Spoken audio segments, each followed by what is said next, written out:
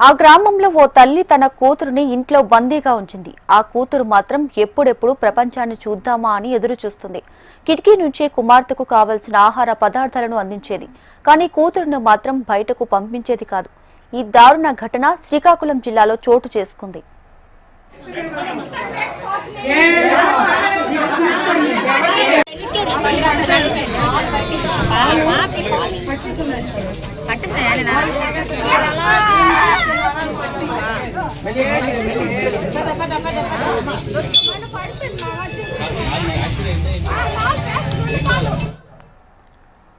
ఇచ్చాపురంలోని తన అన్నయ్య ఇంట్లో లక్ష్మి తన కూతురితో నివాసం ఉంటుంది. 2022లో తన కుమార్తె 9వ తరగతి చదువుతుండగా రజస్వలయ్యింది. అప్పటి నుంచి తల్లి కుమార్తెను బయటకు పంపించకుండా ఇంట్లో ఉంచుతూ వచ్చింది.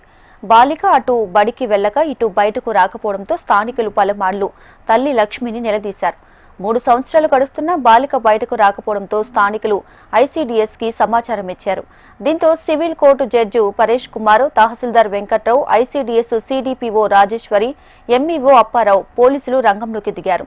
తల్లి నిరాకరించినప్పటికీ చివరకు బలవంతంగా గదిని తెరిచి బాలికను బయటకు తీసుకువచ్చారు.